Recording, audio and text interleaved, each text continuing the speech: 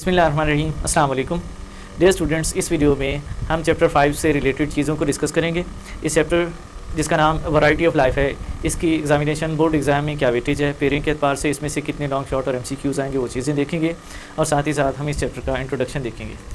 Chapter 5 variety of life, mainly इसमें classification, kingdom system और virus से रिलेटेड चीज़ों को डिस्कस किया जाएगा। तो सबसे पहले हम इसके इंट्रोडक्शन की तरफ आते हैं, इसके वेटेज की तरफ आते हैं। MCQs इस चैप्टर में से बोर्ड के एग्ज़ाम में से सिर्फ एक आएगा। फिर अगर शॉर्ट क्वेश्चन की बात करें तो शॉर्ट क्वेश्चन भी एक आएगा, लॉन्ग क्वेश्चन भी एक आएगा, जबकि पेयरिंग इस चैप्टर की चैप्टर 11 के साथ है। तो लॉन्ग क्वेश्चन के हिसाब से इस चैप्टर की पेयरिंग 11 के साथ, यानी ए पार्ट जो है वो चैप्टर 5 से होगा और बी पार्ट चैप्टर 11 से होगा। आगे बढ़ते हैं। फर्स्ट पॉइंट इंट्रोडक्शन के अंदर वो है कि जी number of discovered organisms. Total जो हमारा सिलेबस है उसके मुताबिक डिस्कवर्ड ऑर्गेनिजम्स को दो बड़ी कैटेगरीज में डिवाइड किया गया है। ओवर 1.5 मिलियन स्पीशीज़, यानी तकरीबन 1.5 मिलियन स्पीशीज़ से ज़्यादा एनिमल्स की स्पीशीज़ डिस्कवर्ड हैं जिनके बारे में हम जानते हैं, नॉलेज है हमें। और साथ ही साथ 0.5 मिलियन स्पीशीज़ प्लांट्स की भी डिस्कवर्ड है जिनके बारे में हमारे पास नॉलेज मौजूद है। अब सवाल ये है कि इतने ज़्यादा, फ़र्ज़ करें इतने ही अगर डिस्कवर्ड ऑर्गेनिजम्स हैं तो इनको किस तरह क्लासीफाई किया जाए। नीड ऑफ क्लासिफिकेशन सिस्टम, ये हमारी सेकंड सब हेडिंग होगी और ये एक्चुअली इसी चीज़ को यहाँ पे बताने की कोशिश कर रही है कि इतने ज़्यादा ऑर्गेनिज्म को क्लासिफाई कैसे किया जाए, क्या तरीक़ेकार है। तो पॉइंट है कि जी ज़रूरत है एक तो क्लासिफिकेशन की कि इतनी बड़ी तादाद को क्लासीफाई किया जाए, और दूसरा एक रीज़नेबल वे में क्लासीफाई किया जाए। रीज़नेबल वे से मुराद एक मुनासिब तरीक़ाकार तय किया जाए जिसके मुताबिक क्या है कि जानदार जितने भी ये मौजूद हैं, डिस्कवर्ड हैं, उनको एक मुनासिब अंदाज में एक सही तरीक़ाकार के मुताबिक उनको क्लासीफाई किया जाए, उनकी दर्जाबंदी की जाए। थर्ड सब हेडिंग है possible classification system. Classification, possible classification या क्लासिफिकेशन सिस्टम क्या हो सकती है। हम कह रहे हैं कि एक रीजनेबल वे में क्लासीफाई किया जाना चाहिए। तो क्लासिफिकेशन मुख्तलिफ हो सकती है, दो तरह की हो सकती है। एक तो ऐसी कि जी बिल्कुल सादा सी कि जिसमें हम मतलब कोई भी चीज़ एक आम सी ले लें और उसकी बुनियाद पर जो है वो क्लासीफाई करना शुरू कर दें, जिसकी कोई ख़ास बुनियाद ना हो, जो बहुत ज़्यादा जनरल हो कि हमें जो है वो बिल्कुल भी आइडिया ना हो कि हम किस चीज़ की बात करना चाह रहे हैं। तो क्लासिफिकेशन रीज़नेबल वे में होनी चाहिए, एक बात मुनासिब अंदाज में होनी चाहिए। लेकिन साथ में ये भी बात की जा रही है कि जो क्लासिफिकेशन है वो किस तरीके से और भी हो सकती हैं जो कि रीजनेबल वे नहीं कंसीडर की जाती। जैसा कि flowering plant can classify on the basis of colour, height and other characteristics. यानी अब फ्लावरिंग प्लांट्स है, उनको हाइट की बेस पे, उनको उनके फ्लावर के कलर की बेस पे, और इसी तरह उनके अंदर उनकी जो दूसरी करेक्टरिस्टिक्स हैं उनकी बेस पे उनको क्लासीफाई किया जा सकता है। लेकिन हम इस तरह इस क्लासिफिकेशन को हम रीजनेबल वे में ये नहीं ले सकते। क्यों? अब हाइट, कई पौधे ऐसे हैं जिनकी हाइट मिलती जुलती है, फ्लावरिंग प्लांट है। हम कैसे आइडेंटिफाई कर सकते हैं कि हम एक स्पेसिफिक स्पीशी की बात करना चाह रहे हैं, एक स्पेसिफिक ग्रुप की बात करना चाह रहे हैं। फिर इसी तरह कई पौधे ऐसे हैं जिनके फूल मिलते जुलते हैं, कलर जो फ्लावर कलर है वो मिलता जुलता है, स्पीशीज़ डिफरेंट है, तो कलर बेस पे भी मुश्किल है आइडेंटिफाई करना। इसी तरह दूसरे करेक्टरिस्टिक्स जो जनरल इसी तरह मिलते जुलते हैं उन बेसिस पे भी क्लासीफाई करना ये कोई रीजनेबल वे नहीं माना जाता। इसी तरह नेक्स्ट पॉइंट बताया गया कि अगर हम कलर, हाइट और किसी दूसरे करेक्टर की बेस पे जो कि रीजनेबल वे नहीं है अगर क्लासीफाई करते हैं तो ये कोई मीनिंगफुल नहीं वे होगा, ये कोई सही तरीक़ेकार नहीं है जो कि क्लासिफिकेशन के प्रोसेस को लीड करे या जानदारों को क्लासीफाई करे। ये बेसिक इंफॉर्मेशन नहीं दे सकेगा। जो मकसद है कि अगर ग्रुप का नाम लिया जाए तो फ़ौरन पता चल जाए कि हम किस चीज़ की बात करना चाह रहे हैं। जैसे हम कहते हैं कि जी वर्टिब्रेट्स, तो वर्टिब्रेट्स का नाम लेते हैं हमारे ज़हन में आता है कि एक्चुअली रीढ़ की हड्डी वाले, वर्टिब्रल कॉलम वाले जानवर हैं। तो अगर रीजनेबल वे में क्लासीफाई करेंगे तो हमें जब वो नाम लेते ही आइडिया हो जाएगा कि हम किस चीज़ को देखना चाह रहे हैं, किस चीज़ की बात करना चाह रहे हैं। और अगर रीजनेबल वे नहीं है, जैसा कि हम कलर, हाइट और दूसरे करेक्टर्स की बात कर रहे हैं, तो ये क्या है, ये हमें कोई बेसिक इन्फॉर्मेशन नहीं देंगे। मतलब हाइट की बात कर रहे हो, कलर की बात कर रहे हो, तो इससे हमें क्या पता चले कि हम किस प्लांट, किस ऑर्गेनिज्म की बात करना चाह रहे हैं। एवोल्यूशनरी हिस्ट्री नेक्स्ट पॉइंट है।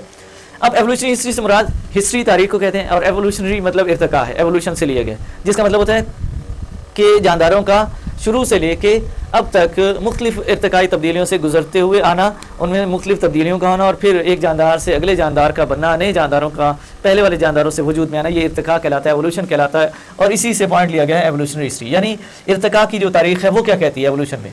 और organism related to one another, evolution ये कहता है कि सभी जानदार एक दूसरे से मिलते जुलते हैं at some points in their evolutionary history. Evolutionary history अगर ली जाए तो सभी जानदार कम ज़्यादा कहीं ना कहीं एक दूसरे से कोई ना कोई जो है वो रिलेशनशिप बनाते हैं, एक दूसरे से कहीं ना कहीं उनके दरमियान कम ज़्यादा जो है वो सिमिलैरिटी मिलती है, रिलेशन मिलता है, रिलेशन बनता है। हाँ, ये आगे ज़रूर है, सम रिलेट मोर क्लोजली, कुछ जो है वो बहुत ज़्यादा एक दूसरे के करीब है, कुछ एक दूसरे के साथ बहुत ज़्यादा मिलते जुलते हैं, जैसा कि स्पैरो और पिजन है, ये एक दूसरे के साथ बहुत ज़्यादा क्लोजली रिलेट करते हैं, एक दूसरे के साथ बहुत ज़्यादा मिलते जुलते हैं। जबकि अगर कुछ ऐसे भी हैं जो एक दूसरे से ज़्यादा क्लोजली रिलेट नहीं करते, जैसा कि अगर हम बात करें स्पैरो और इंसेक्ट की है। तो स्पैरो पिजन के साथ ज़्यादा रिलेट करता है, जबकि स्पैरो इंसेक्ट्स के साथ इतना अच्छे तरीके से रिलेट नहीं करती। यानी एवोल्यूशनरी हिस्ट्री ये कहती है कि सारे जानदार एक दूसरे से मिलते जुलते हैं, कहीं ना कोई इनका आपस में एक दूसरे के साथ ताल्लुक है, सभी जानदारों का। लेकिन ये जो ताल्लुक है ये कहीं एक दूसरे के साथ इनका ताल्लुक जो है वो कम होगा, कहीं ज़्यादा होगा। जैसे हमने देखा कि स्पैरो पिजन रिलेशनशिप जो है ये ज़्यादा इनका करीब का ताल्लुक है, जबकि स्पैरो और इंसेक्ट का जो रिलेशन है इनकी सिमिलैरिटीज़ की बेस पे वो इतना ज़्यादा करीब का नहीं है। रिलेशनशिप ज़रूर है, एनिमल्स दोनों हैं, लेकिन दोनों में जो है वो सिमिलैरिटीज़ कम है, उन दोनों में सिमिलैरिटीज़ ज़्यादा है। तो यही चीज़ एवोल्यूशन कह रही है कि हमें कहीं ना कोई जो है वो रिलेशन मिलेगा, लेकिन वो रिलेशन सिमिलैरिटीज़ की बेस पे होगा। कहीं सिमिलैरिटीज़ कम मिलेंगी तो कहीं सिमिलैरिटीज़ ज़्यादा मिलेगी। नेक्स्ट पॉइंट है बेसिस ऑफ क्लासिफिकेशन, कि अगर क्लासिफिकेशन की जाए तो किस बुनियाद पे की जा सकती है, कौन सी बेसिस होगी उसकी। इसमें हमारा पॉइंट है कि classification based on relationship among individual that is similarity in form and structure. यानी कि जो क्लासिफिकेशन है वो एक एक्चुअली बेस करती है, वो उस क्लासिफिकेशन की जो बुनियाद है वो जानदारों में ममासलत, एक जानदार का दूसरे जानदार के साथ सिमिलर होना है, इनकी आपस में जानदारों की आपस में मुमासलत की बुनियाद पे, उनके स्ट्रक्चर में, उनकी अपीयरेंस में। तो जो जानदार एक दूसरे के साथ मिलते होंगे, स्ट्रक्चर के एतबार से एक जैसे होंगे, उनको क्या है क्लासीफाई करके एक ग्रुप में रखा जाएगा। इस पॉइंट का मतलब ये है कि जानदारों को क्लासीफाई किया जाता है उनकी सिमिलैरिटी की बेस पे, जो कि उनके स्ट्रक्चर के अंदर, उनकी फॉर्म के अंदर देखी जाती है। Biologist classified all organism into groups, सभी जानदारों को बायोलॉजिस्ट ने जो है वो मुख्तलिफ ग्रुपों में मुख्तलिफ दर्जाबंदी के हिसाब से जो है वो उनकी ग्रुपिंग की। और नेक्स्ट के ये जो ग्रुपिंग है उसमें क्या है, बेसिकली वो सिमिलैरिटीज को देखते हुए उन्होंने ग्रुपिंग की, जो कि किस पे बेस कर रही थी, होमोलॉजी, कंपैरेटिव बायोकेमिस्ट्री, साइटोलॉजी और जेनेटिक्स पे बेस कर रही थी। यानी जानदारों ने बायोलॉजिस्ट ने जानदारों को क्लासीफाई किया किस बेस पे, सिमिलैरिटीज की बेस पे। और सिमिलैरिटीज किस में, होमोलॉजी के अंदर, कंपैरेटिव बायोकेमिस्ट्री के अंदर, साइटोलॉजी और जेनेटिक्स के अंदर। जेनेटिक्स क्या है, एक जानदार का उसकी खसूसियात का उससे अगली नस्ल में मुंतकिल होना, ये जेनेटिक्स है। यानी जीन से रिलेटेड इन्फॉर्मेशन, जेनेटिक इन्फॉर्मेशन की बात की जा रही होगी, जीन्स और DNA. Cytology study of cell है। बायोकेमिस्ट्री, कंपैरेटिव बायोकेमिस्ट्री यानी biological molecule, protein, carbohydrate, lipids वगैरह, उनको देखा जाता है, उनको स्टडी किया जाता है डिफरेंट ऑर्गेनिजम्स के अंदर। बायोलॉजिकल मॉलिक्यूल की सिमिलैरिटी जो है उस बेस पे भी क्लासिफिकेशन होती है। और इसी तरह होमोलॉजीज सिमिलैरिटी इन स्ट्रक्चर है, तो स्ट्रक्चर में एक जैसा होना, फिर बायोलॉजिकल मॉलिक्यूल यानी कंपैरेटिव बायोकेमिस्ट्री में एक जैसा होना, साइटोलॉजी यानी सेलुलर स्ट्रक्चर और फंक्शनिंग का एक जैसा होना, अपीयरेंस का एक जैसा होना, और जेनेटिक्स का एक जैसा होना। ये सारे फैक्टर्स थे जिनको बेस बनाया साइंटिस्ट ने और जानदारों को क्लासीफाई किया। यानी जिनमें ये चीज़ें सेम थी, करीब थी, उनको एक ग्रुप में रख दिया, जिनमें डिफरेंट थी उनको दूसरे ग्रुपों में जो है एडजस्ट किया, क्लासीफाई किया। डिवीजन इन ग्रुप्स, ये हमारी नेक्स्ट सब हेडिंग होगी। Large group to small group, जो जानदार हैं उनको क्लासीफाई किया गया बड़े से छोटे ग्रुपों में, यानी बड़े ग्रुप भी बनाए गए, छोटे ग्रुप भी बनाए गए। उनमें जो सबसे छोटा ग्रुप है उसको नाम दिया गया सीपीसी का। ये स्मॉलेस्ट लेवल है क्लासिफिकेशन का, सबसे छोटा ग्रुप माना जाता है। सीपीसी की डेफिनेशन है, CPC is a group of natural population, यानी एक कुदरती तौर पे पाए जाने वाले जानदारों का ग्रोह है, which can interbreed freely among themselves, जो एक दूसरे के साथ फ्रीली इंटरब्रीड कर सकें रिप्रोडक्शन के लिए, एंड प्रोड्यूस फर्टाइल ऑफस्प्रिंग, और साथ ही साथ ऐसे जानदार पैदा करें जो कि आगे मजीद जानदार पैदा करने की सलाहियत रखते हों। Next, but reproductively isolated from all other such group in nature, यानी कि रिप्रोडक्शन के एतबार से वो क्या है, वो अलग हों, बाकी जो नेचर में पाए जाने वाले ग्रुप्स हैं उनसे वो अलग हों रिप्रोडक्शन के एतबार से, यानी उनके साथ रिप्रोडक्शन के हवाले से कोई चीज़ शेयर ना करते हों। यानी एक जैसे जानदारों का ग्रुप जो आपस में इंटरब्रीड करें, रिप्रोडक्शन करें, अपने जैसे बच्चे ना सिर्फ पैदा करें बल्कि वो बच्चे भी आगे क्या है, मजीद बच्चे पैदा करने की सलाहियत रखते हों। और ये जो ग्रुप है जिसमें हम देख रहे हैं कि इंटरब्रीडिंग हो सकती है, रिप्रोडक्शन के जरिए अपने जैसे बच्चे पैदा कर सकते हैं, ये किसी दूसरे नेचर में पाए जाने वाले ग्रुप के साथ क्या है, रिप्रोडक्शन ना कर सकते हों। ठीक है, ऐसे और भी ग्रुप्स मौजूद होंगे, और भी स्पीशीज मौजूद होंगे नेचुरल पॉपुलेशन की फॉर्म में, उनके साथ ये रिप्रोडक्शन ना शो करते हों, उनके साथ ये इस तरह की इंटरेक्शन ना करते हों। ये एक ग्रुप, ये नेचुरल पॉपुलेशन का ग्रुप जो आपस में इंटरब्रीड करता है, ये स्पीशीज कहलाएगा।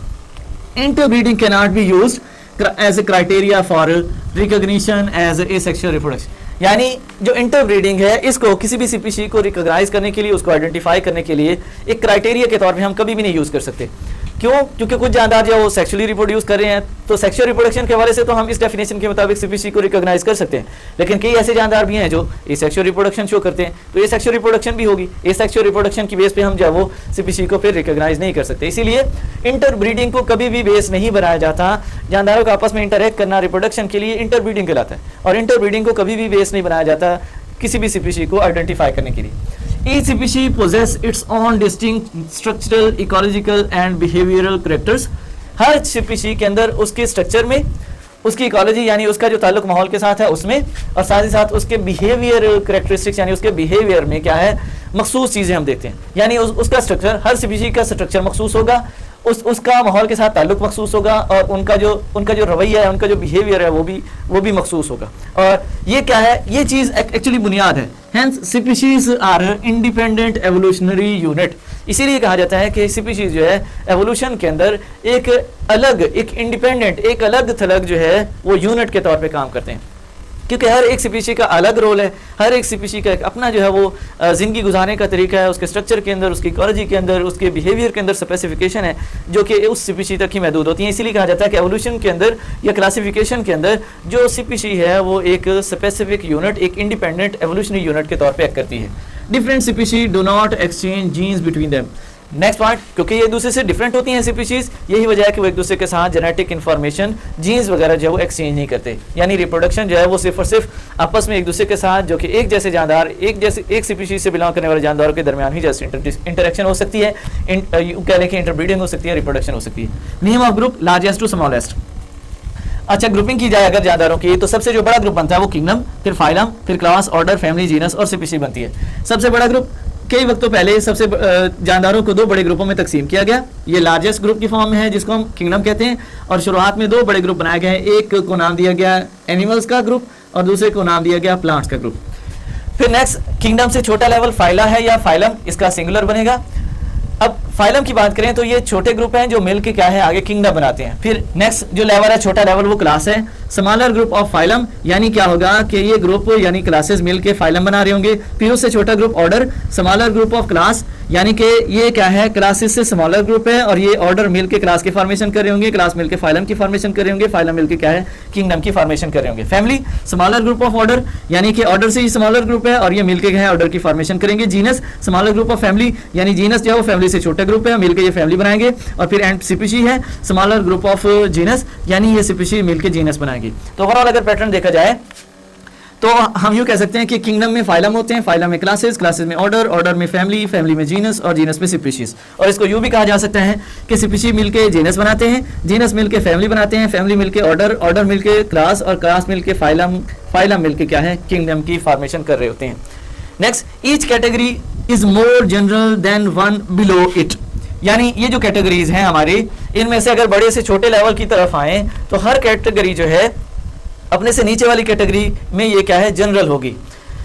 और साथ ही साथ member of lower category resemble more and other than members of higher taxon, यानी ये सबसे लोअर कैटेगरी है, फिर हायर, फिर हायर, फिर उससे हायर, और फिर एंड जो है वो सबसे हाईएस्ट वो किंगडम वाला पॉइंट बनता है। तो यहाँ पॉइंट ये दिया जा रहा है या इस पर बात हो रही है कि सबसे जो कम वाला लेवल है, लोएस्ट कैटेगरी है, वहाँ पे मौजूद जानदारों में ज़्यादा रिजेंबलेंस मिलेगी, ज़्यादा सिमिलरिटीज़ मिलेंगी। जबकि अगर हम हाईएस्ट लेवल की बात करें, हाईएस्ट, तो हाईएस्ट कैटेगरीज जो हैं, जो कि हमारी ये स्टेटमेंट है, इसके मुताबिक जो हायर कैटेगरीज हैं उनमें हमें कैरेक्टरिस्टिक्स जो है वो इस एक क्लासिफिकेशन के अंदर वो ज़्यादा जनरल मिलेंगी जानदारों में। जैसे कि हम कह सकते हैं अब किंगडम 2 ही हैं, एनिमिलिया या किंगडम प्लांटी, इसी तरह और भी। तो एनिमिलिया में एनिमल्स आएंगे जो क्या कर सकते हैं अपनी खुराक खुद तैयार नहीं करते, और साथ ही साथ क्या है लोकोमोशन या एक से दूसरी जगह जा सकते हैं। तो एक जनरल कैरेक्टर है। लेकिन अगर मूव करते हैं और स्पीशी पे आके होमोसैपियन, तो हमें होमोसैपियन यानी इंसानों के अंदर बहुत सारी मखसूस खसूसियात मिलेंगी, और ये मखसूस खसूसियात जो है वो स्पीशी तक महदूद होंगी। यानी आप स्पीशी से ऊपर किंगडम की तरफ जाएंगे तो रिजेंबलेंस कम होगी, जनरल कैरेक्टर्स बढ़ते चले जाएंगे, और किंगडम से नीचे स्पीशी की तरफ आएंगे तो रिजेंबलेंस बढ़ेगी और जनरल कैरेक्टर्स जो है वो कम होते चले जाएंगे। ये इंपॉर्टेंट एमसीक्यूज भी है, इसको याद रखने की जरूरत है। नेक्स्ट, एक क्लासिफिकेशन देके इस चीज को मजीद जो है वो एक्सप्लेन किया गया है, वो है क्लासिफिकेशन ऑफ कॉर्न। कॉर्न का साइंटिफिक नेम होता है Zea mays. Kingdom, phylum, class, order, family, genus, species उसी तरह। किंगडम इसका प्लांटी है, फाइलम इसका Anthophyta, class Angiospermae, order Poales, family Poaceae, genus Zea और स्पीशीज इसका मेज बनेगा। तो इस तरह एक कॉर्न की क्लासिफिकेशन दे के ये समझाया जा रहा है कि किस तरह बड़े से छोटे लेवल की तरफ या छोटे से बड़े लेवल की तरफ आते या जाते हुए जो है वो जानदार को किस तरह क्लासीफाई किया जाता है। अब किंगडम लेवल प्लांट है तो इसमें और भी बहुत सारे प्लांट्स आएंगे, एक जनरल कैरेक्टरिस्टिक्स की बात हो रही होगी। लेकिन मूव करते करते जैसे ही हम ऑर्डर, फैमिली, जीनस, स्पीशी की तरफ आते हैं तो लोएस्ट लेवल पर क्या है खसूसियात और स्पेसिफिक होती जाती हैं, स्पेशलाइजेशन जो है वो बढ़ती चली जाती है। तो यहाँ तक हमारा ये इंट्रोडक्टरी लेक्चर था। मेनली यहाँ ये समझाने की कोशिश की जा रही थी कि क्लासिफिकेशन की एक तो ज़रूरत है, जानदारों को क्लासीफाई करके सके हम अपने लिए आसानी पैदा करते हैं ताकि क्या कर सके, जानदारों को उन ग्रुप में रख के आसानी से उनकी पहचान कर सकें, उनके बारे में जो वो स्टडी कर सकें, उनके बारे में रिसर्च कर सकें। और दूसरा ये कि किस तरह जानदारों को ग्रुपिंग करके एक जैसे जानदारों को किस तरह इकट्ठा किया जाता है, उनके किस तरह बड़े से छोटे या छोटे से बड़े ग्रुप्स बनाए जाते हैं। आखिरी बात, इस टॉपिक में से एग्जामिनेशन पॉइंट ऑफ व्यू से क्या क्या क्वेश्चन आ सकते हैं। इसमें ओवरऑल जो भी चीज़ें हमने पढ़ी वो एमसीक्यूज टाइप क्वेश्चंस के लिए आपने एक बार रीड कर लेनी है, इसको अच्छे तरीके से समझ के पढ़ के इसको बस इतना काफ़ी होगा, पढ़ लीजिएगा।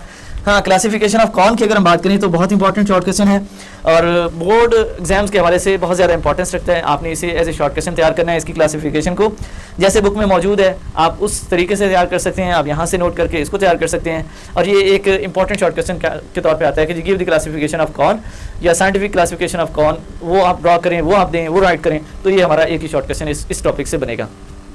तो ये सारी चीज़ें हमारे इस चैप्टर 5 के इंट्रोडक्टरी पार्ट से थी, होपफुली के कुछ किसी हद तक क्लियर हो गई हों। बाकी ये कि अगर किसी किस्म का कोई मसला है तो आप कमेंट सेक्शन में पूछ सकते हैं। मज़ीद आपकी कोई डिमांड, कोई रिक्वायरमेंट, वो आप मज़ीद डिस्कस कर सकते हैं। इंशाल्लाह नेक्स्ट वीडियो में मुलाकात होगी एक नए टॉपिक के साथ। तब तक अल्लाह हाफिज़।